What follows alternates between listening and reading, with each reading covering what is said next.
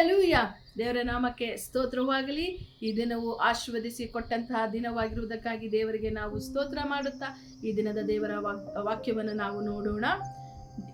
ಜ್ಞಾನೋಕ್ತಿಗಳು 2ನೇ ಅಧ್ಯಾಯದ 6ನೇ ವಾಕ್ಯದಲ್ಲಿ ಯೆಹೋವನೇ ಜ್ಞಾನವನ್ನು ಕೊಡುವಾತನು ಎಂಬುದಾಗಿ ಬರೆಯಲ್ಪಟ್ಟಿದೆ.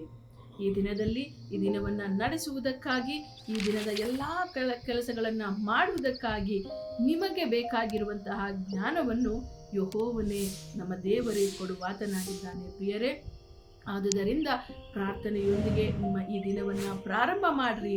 ನಿಮಗೆ ಬೇಕಾಗಿರುವಂತಹ ಎಲ್ಲ ಜ್ಞಾನವನ್ನು ಕೊಟ್ಟು ನಿಮ್ಮನ್ನು ದೇವರು ನಡೆಸುವಾತನಾಗಿದ್ದಾರೆ. ಪ್ರಾರ್ಥನೆ ಮಾಡೋಣ.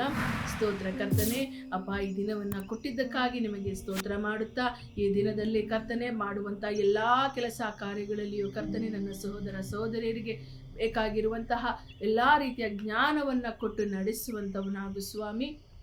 ನಿನ್ನ ಭಯ ನಿನ್ನ ಭಕ್ತಿಯೊಂದಿಗೆ ಕರ್ತನೆ ಅವರು ಜ್ಞಾನವನ್ನು ಹೊಂದಿಕೊಂಡವರಾಗಿ ಈ ದಿನದಲ್ಲಿ ಆಶೀರ್ವಾದಕರವಾಗಿ ಅಭಿವೃದ್ಧಿಯಾಗಿ ಅವರು ಬರುವಂತೆ ನೀವೆಲ್ಲರನ್ನ ಆಶೀರ್ವದಿಸಬೇಕಾಗಿ ಯೇಸು ಕ್ರಿಸ್ತನ ನಾಮದಲ್ಲಿ ಪ್ರಾರ್ಥಿಸಿ ಬೇಡಿ ಹೊಂದಿದ್ದೇನೆ ಕರ್ತನೆ, ಆಮೆನ್.